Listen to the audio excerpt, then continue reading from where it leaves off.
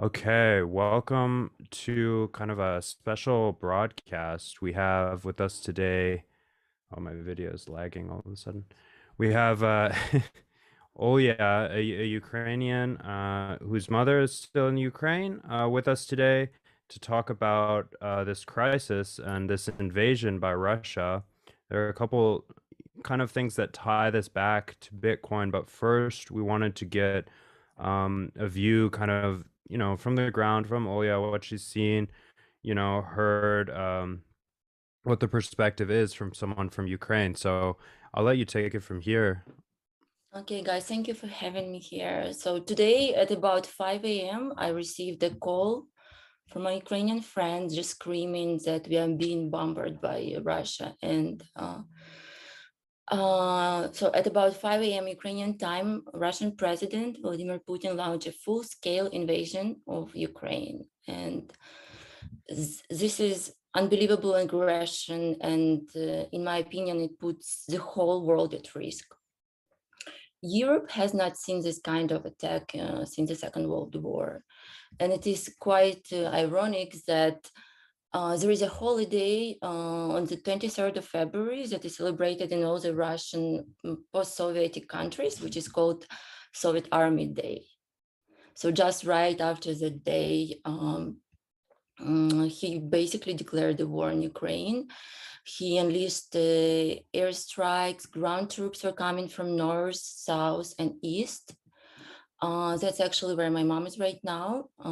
I lived all my life in the city called Kharkiv. It's about 40 kilometers from Russian border. It actually used to be a capital of Ukraine, but it was moved, I think, for this territorial issues very close to Russia. So um, uh, he was mainly attacking the military infrastructure, airports and airfields, but there is lots of casualties in civilians as well. Just a recent report here that was 5 minutes ago that let me pull it up. 57 Ukrainians died, 169 injured. I have my friends and family mostly in the eastern part of Ukraine, and they're all scared. There have been shortages of food. I mean, it's not like really shortages of food. It's more that there are huge lines in the supermarket, more than 100 people in one line. And at some point it was impossible to leave the city. And at one part there were some tanks that didn't let people go. And there was no gas. People could buy only 20 liters of gas and 50-kilometer lines there as well. The whole country is under tremendous pressure, scary. Right now, all my friends are sitting in the basement of their houses because it is under air attack right now. Kharkiv, it is a 2 million. There is 2 million population. I don't know, there is so much disinformation going on from the Russian side. So I really advise everybody to check the source, and especially if it's coming from some Russian newspaper, don't trust anything, verify your source. But there was a speech by President Speaker Sergei Nikiforov, who said that the main idea, they're just looking at the attacks, and they say that the main idea is to create panic. They're not going to invade the whole Ukraine. Also, I don't know how verifiable this information is. President of Ukraine has declared wartime and curfew, and basically people just everybody with experience, so everybody who wants to fight, they handed out guns, and about 10,000 guns were just handed to civilians in Kyiv to protect. I mean, it's really difficult to even think what people are going through right now. They're scared, terrified. A friend of my mom was hurt in one of the bombings, and With the bank situation, which is really of concern to us, all the banks are working, but again, it is impossible to withdraw cash. So I think this is a really good time to buy Bitcoin and to secure it for the Ukrainians. One of the things that concerns me really much right now is that the Chernobyl site was occupied by Russia. And so I don't know if you know, but there is this confinement that is holding the nuclear waste. And during the Chernobyl catastrophe, only 5% went into the air. So there is 90% of the nuclear waste right now Buried. under the confinement. Yeah. And they just about 15 minutes ago, we received some news that they have been threatening to shoot Chernobyl nuclear power plant. I don't think it's going to happen because it's going to affect Russian, Belarusian as well. But this is what coming onto the news. We see lots of protests, and thank you so much for all the good words all around the world. There were some big protests even in Russia, in Moscow and St. Petersburg, but as we know, there is no freedom of speech, and more than 700 people were detained at the protest right now. So there was also a message from the Russian Defense Ministry that the first day of the attack is finished, the first day. So we are looking at something that is going to be happening for much longer. But right now there is shooting in Kharkiv, and it doesn't look like anything stopped. Yeah. So talking to you, I have another friend at Ukraine and another friend in Russia, and everybody is like just in agreement of how like scary this is. Even on the Russian side, this isn't something the Russian population wanted or asked for, as far as I can tell. And like some of the disinformation that you talked about, what that I've seen so far were attempts to make it seem as though the Russian population wanted to reincorporate Ukraine.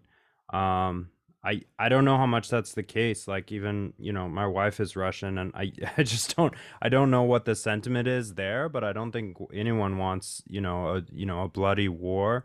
Definitely airstrikes. This video kind of that we're seeing is like, I mean, it's not only like the most like catastrophic kind of like land crisis that's happened in Europe since World War II. It's all going to be completely captured on video. Like all of the carnage by every person with a camera, and it just kind of makes it all the more apparent how unnecessary this is and what Putin is doing. I said Definitely. a few weeks, yeah, and I said a few weeks ago, and a lot of people were very upset or thought it was insensitive. I said that, Ukrainians should start to buy Bitcoin. And that's not a sales pitch. It doesn't benefit me at all if, a couple Ukrainians buy Bitcoin. I meant it sincerely, that they could have evacuated already with all of their wealth in Bitcoin. As you know, and as we know, it only takes a few minutes to set up a new wallet if you have an internet connection. I think we're still in the time period where it's possible. I don't know how easy it sounds. Tremendously difficult to leave Ukraine now, but is there still internet connection in most places? Do you have any information about that? They cannot load any websites, at least in Kharkiv. So basically, you can talk to them through some messengers, but they cannot. Internet works really bad right now.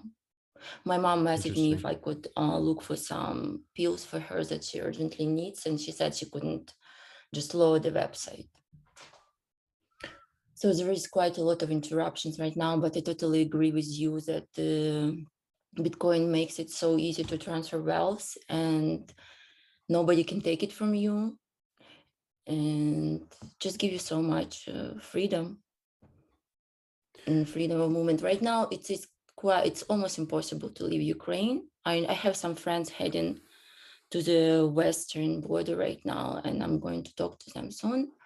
But even the moving in the cities is quite dangerous. Everybody basically is in the basement, and there is a curfew that you cannot go out after a certain time.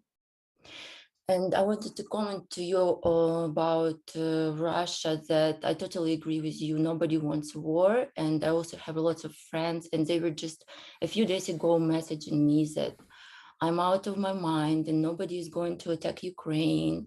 And on their local news, nobody has any intention to do that. And but Russian media is controlled so much, and just even before the attack, they were trying to provocate so much. They were blowing up some parts of Russian village, making it look like Ukraine hit them, so that they can have some kind of a story to tell to their people. But so far, Putin said that it was inevitable to do.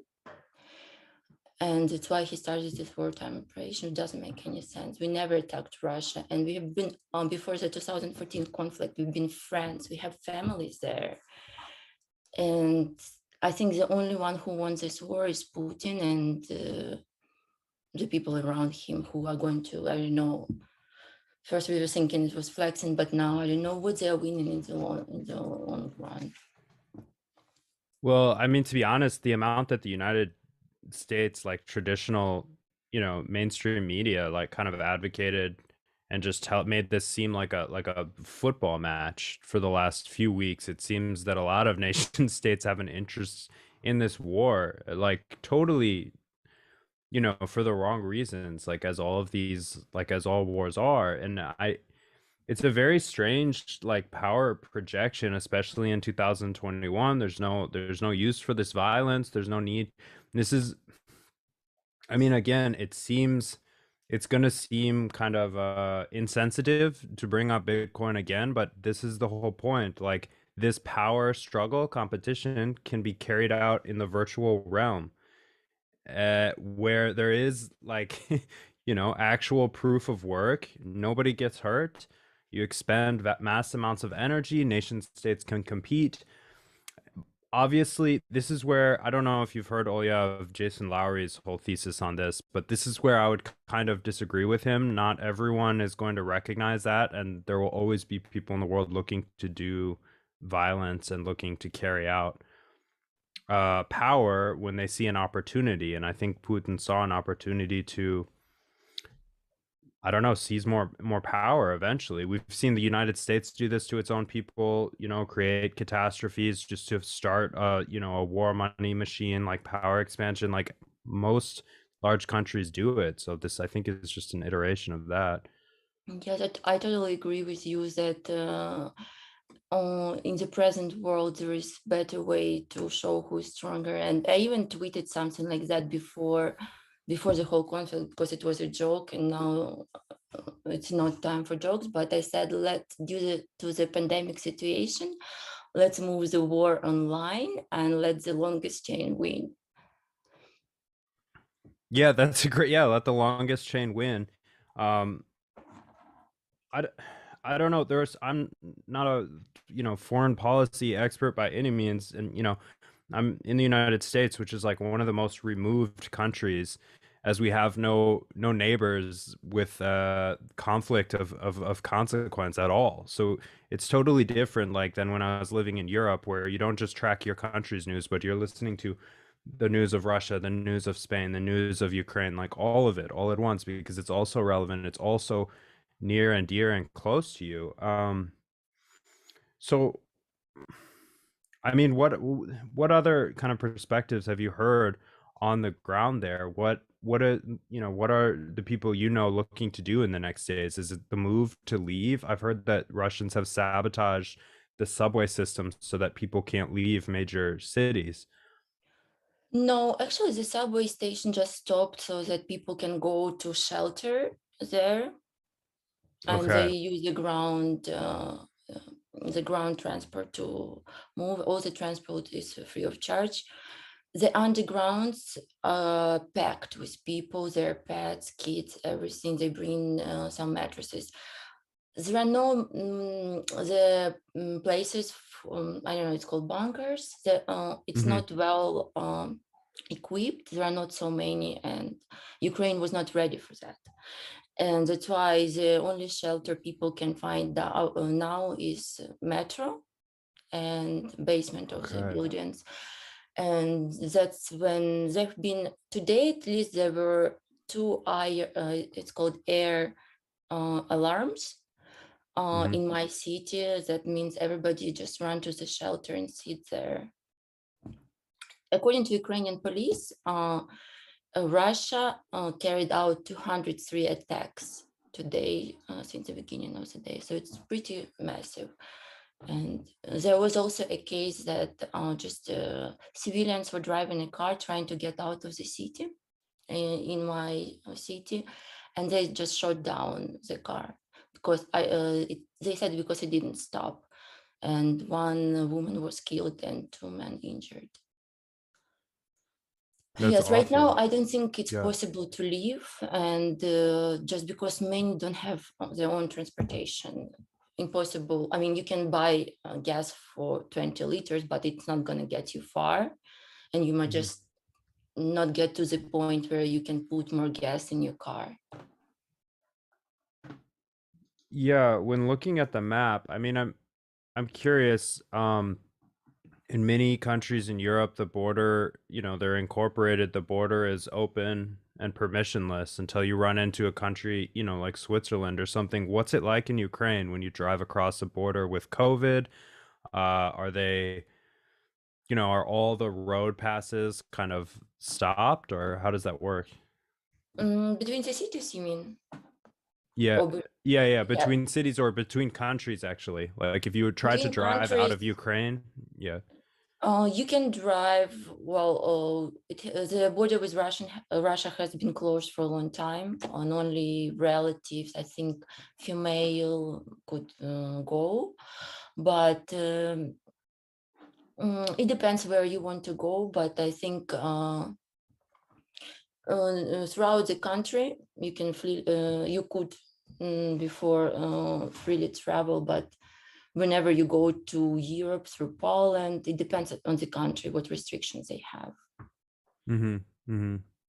Yeah, I know Belarus, you know, Slovakia, Hungary, Romania, they're all aiding, are they not? And bringing people and troops to help out the western border of Ukraine. Belarus is actually also attacking Ukraine, and they've been some of the soldiers have been captured, and they said that they came to Ukraine through Belarus border. And there are So it's yeah. some rockets, as far as I heard. I don't know. Yes, this information was from the Ukrainian armies that there were some rockets coming from Belarus too. Russia have been building their military base through Belarus and Ukrainian border for a few weeks now, and that was not Mm-hmm. a surprise that Belarus is, well, they're just a puppet of Russia, so they always will play on their side. But Right, I read right. that Poland has supported Ukraine with $1 billion, and they are getting ready to they were getting prepared to welcome refugees right now. Yeah, I would imagine. I mean, depending on if once one NATO country gets involved, I think that's gonna bring it, escalate to an all-out war. I So, don't think it's gonna happen. okay, what do you think is gonna happen? I don't, well, it might, one of my theories is they're going to overtake the government and put in power some of their people.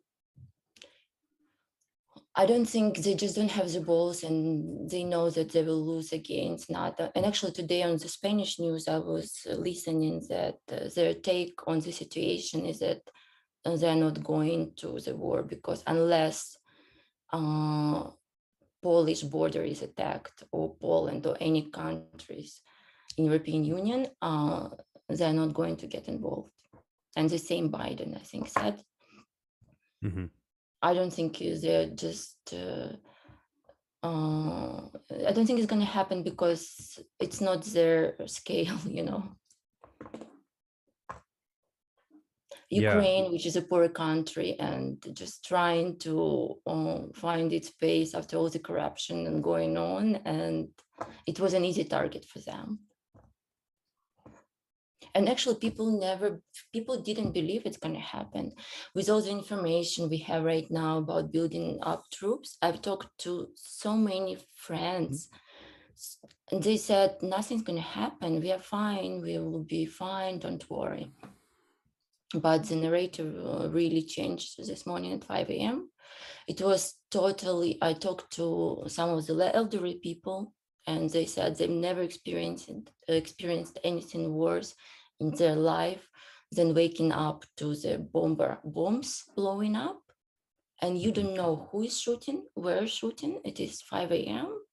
and you don't know where to run, what to take with you, and like really literally they were crying when telling me to these stories.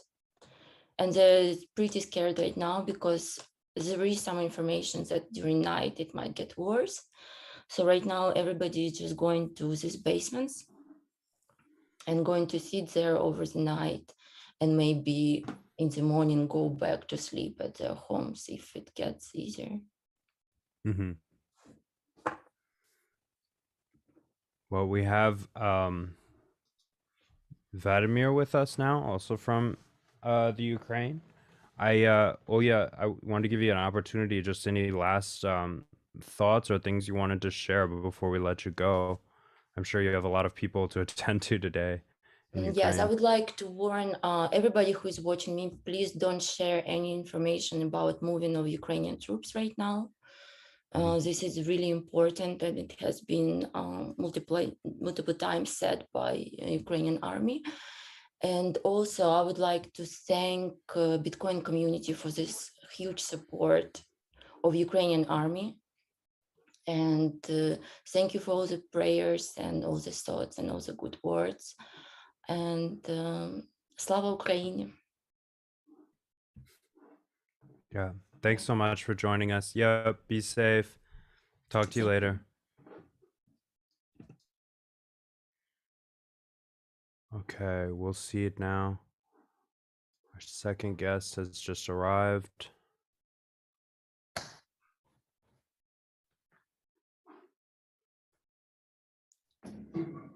Hello. Hello, can you hear me? Yes. How are you today?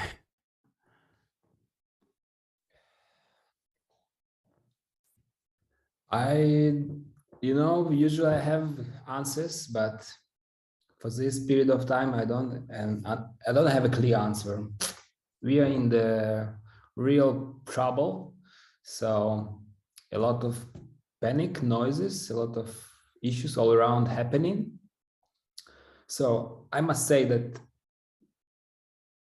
we feel that we keep the aggression on the line, and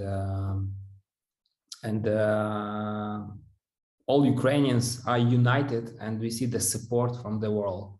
By the way, are we online right now already? Yes, Okay. sir. Yes. Yeah. I probably have to introduce myself first of all. So yes, my name is Vadym. I am founder of the cryptocurrency wallet, non-custodial wallet, trustee wallet. And yes, I'm citizen of Ukraine. And this morning started not with alarm clock, but with bump sounds. And it's happened to all around Ukraine, unfortunately. So this is a situation that was in the morning. Later, that people start to think about how to keep their life safe, and start to think about money, the food and everything. So a lot of panic, but so far now we have late evening. It seems to be situation not that hot that it was during the day, but but a lot of things happening all around. So our army actually successfully keep the line, but situation is very critical. This is what happened. The Russian army started to attack Ukraine, every city, and from the air, from the land, and from the sea. Almost 6,000 kilometers of the of our custom of Ukraine. So crypto is very important tool for now, for all of us, for Ukrainians, for the crypto community.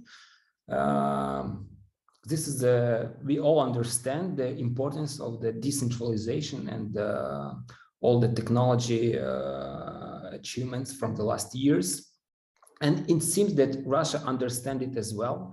We had the information that Russia legalized the cryptocurrency due to a lot of massive sanctions from all around the world. And we expect that this is just the beginning. We start to consolidate more, to educate people what is crypto, how to use crypto for the newbies. Also, we have a lot of crypto users already in Ukraine.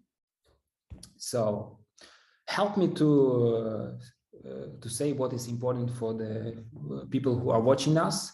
But I think I have to say that we need a support from all around the world to informational, first there's informational support that Ukraine is in real trouble. This is the big war. This is not just some regions under the conflicts. As I said at the beginning, every Ukrainian city from all around the Ukraine hurted by Russian rockets. Yeah, thank you for the update. Can we back up a little bit? Can you talk about what you noticed as a citizen leading up to this, maybe in the past few weeks or months? Did you know that this was going to escalate into a violent conflict? We're surrounded with kind of very dubious news sources here in the United States, and I always have trouble knowing which information to believe. So I would love to hear your perspective. So as I see it, as my friends and colleagues see it, that there is no intention to regulate the conflict or the position there where it can be changed to the diplomatic discussion. The target is to actually deconstruct Ukrainian government completely. And until it didn't happen, the aggression will progress. Unfortunately, no sanctions that won't stop anything.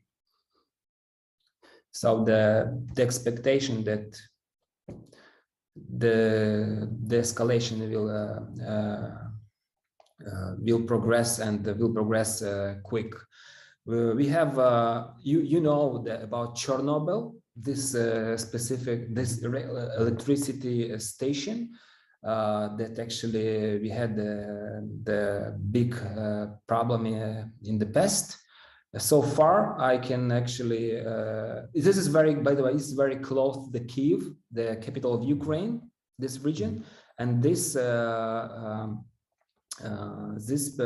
object actually was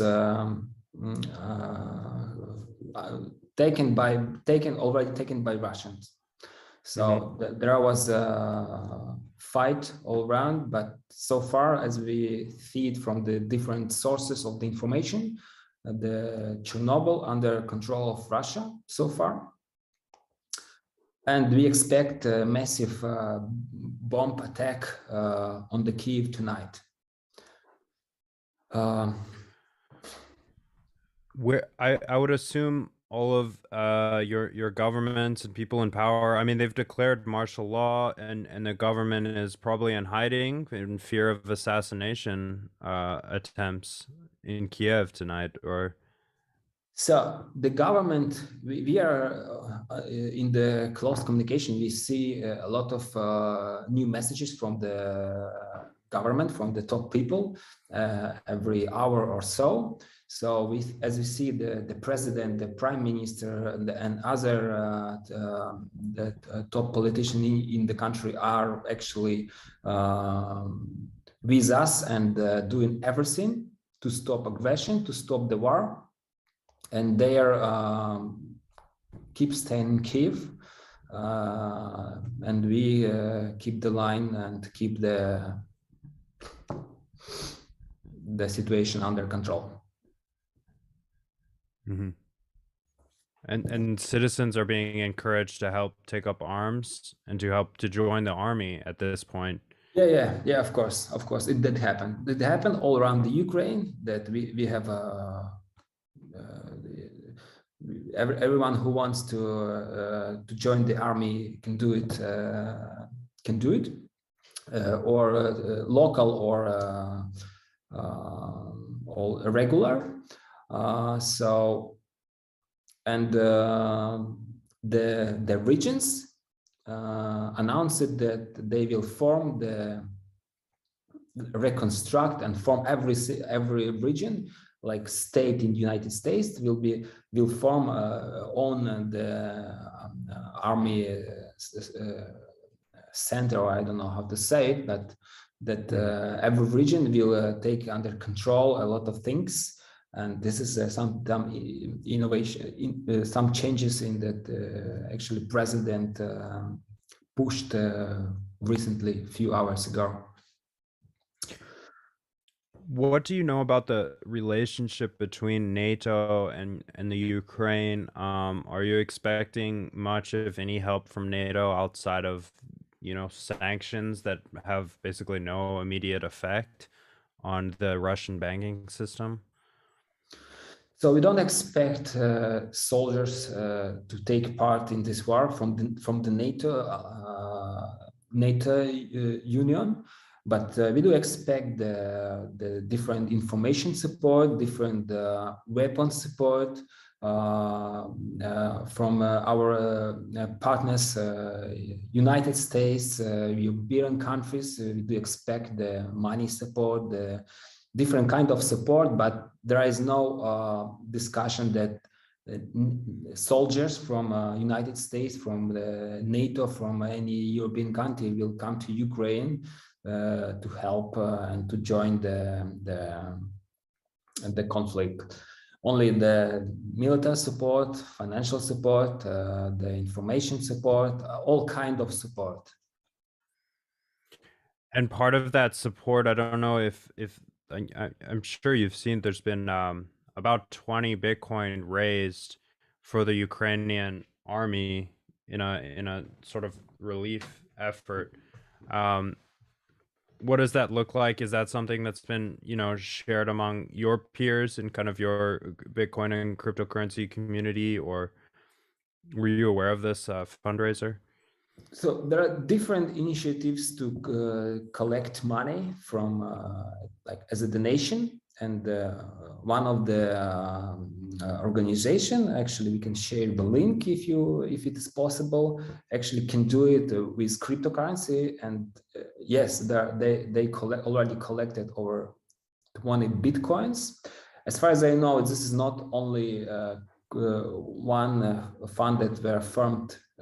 In general, we have different initiatives from different organizations, so it's much more.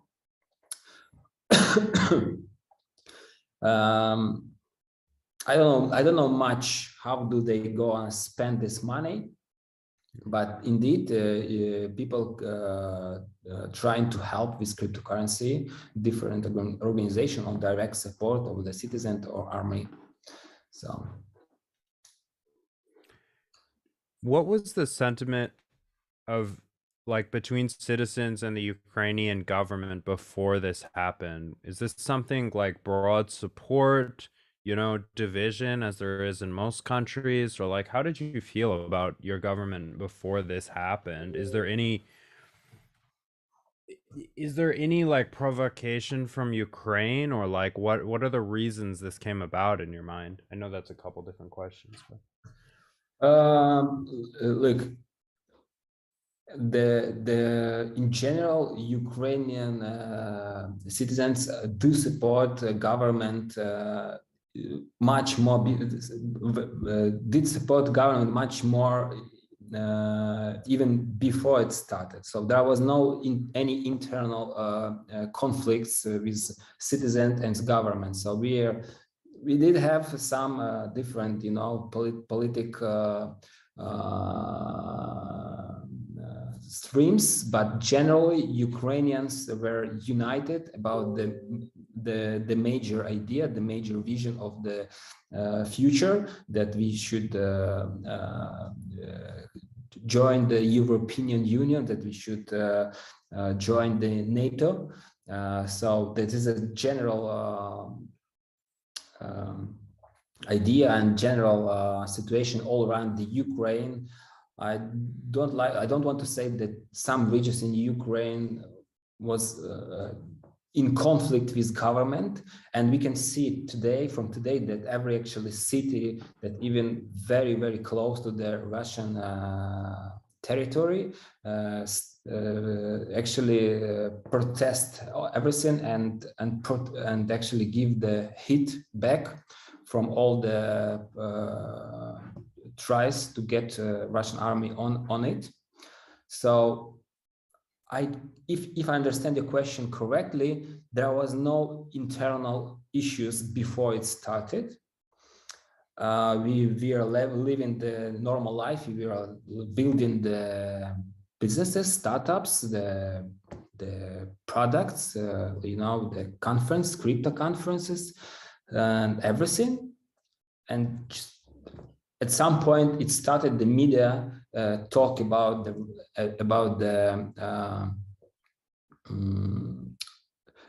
the dangerous situation that Russian military are coming close to the Ukraine. So we kept on it several weeks and even months. So myself and all my actually friends didn't believe that it might happen, that Russia might actually step to the Ukraine that massively. I can assure you that nobody in Ukraine believed that it might happen, and might happen in that way that it actually happened. So this is a completely shock, but military did get prepared before it. And today we have like a very strong protest against it. what have you heard?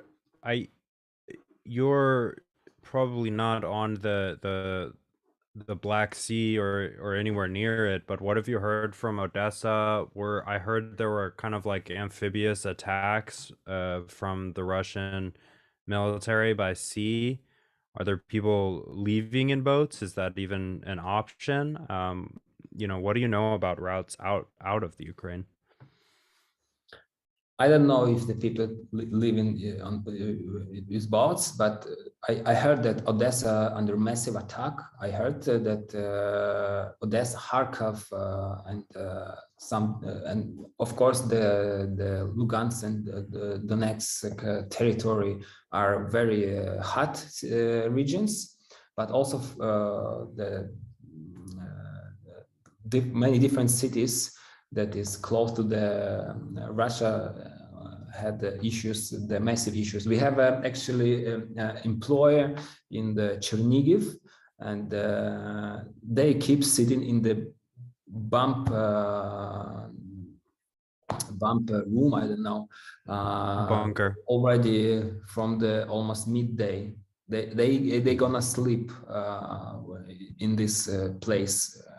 That actually is safe from the bombs.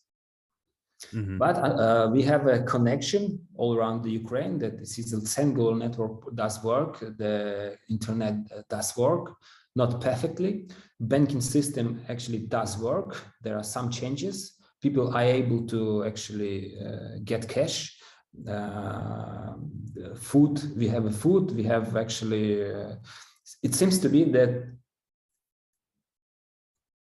we have everything to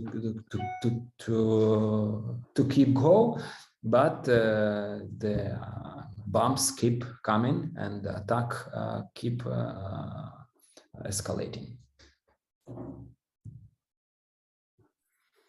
So what are the like what does someone in your position do? I mean, if you wake up and suddenly you're an extension of Russia or a Russian country, like do you look to seek refugee status in Europe, or do you continue life in like under Russian occupation? Or this is a very good question. I think that many people keep asking themselves.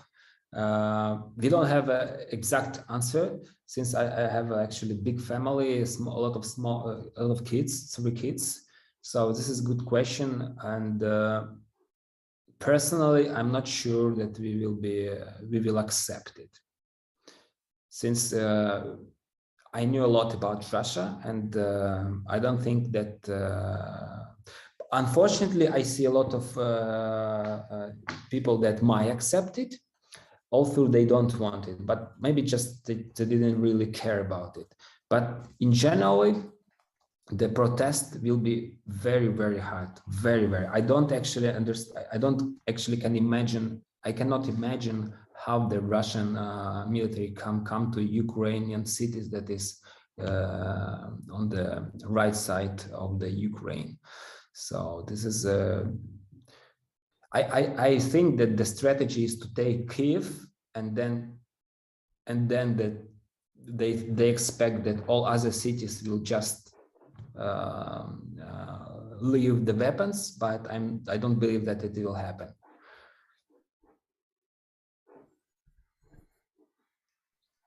and yeah, for yourself, I mean, are there any last remarks or thoughts you wanted to share on this? Are there ways that kind of you think Bitcoin or can help, or you think this is kind of too little, too late, like besides the point right now?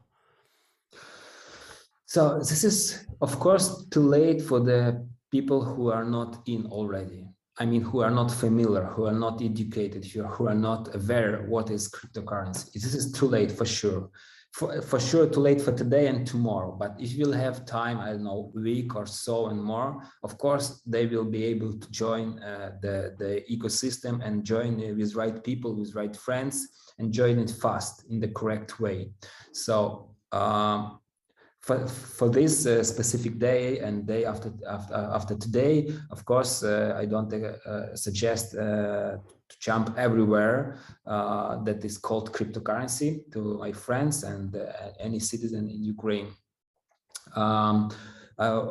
What is important, I must say that this is we all understand that actually Ukraine didn't do any aggressive thing. The Ukraine just were willing to join the NATO and Europe. And actually, this is not the key why Russia decided to come to the Ukraine. I think the key, though, is much more bigger. The geopolitics is here, and the Ukraine just a very small piece of the very big geopolitics. This is the situation. Mm-hmm. But our decision is to join the civil world, the innovative world, and this is not going to be easy for us. But we understand all the risks and all the problems from both sides, and we decided as nation to move to the Europe and be actually democratic country and not autocratic. and be open. And for that, we need to fight. For that, we need to do more.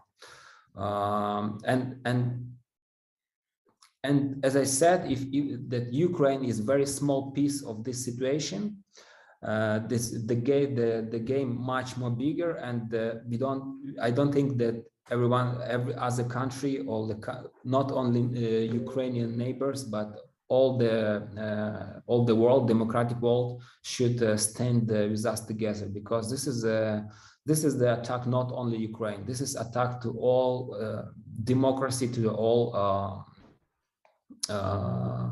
This is the challenge for the whole world, for sure. We are sure in it completely. This is not just Ukraine question that will, in case we even didn't do what we want to do. This is one stop on the Ukraine, for sure.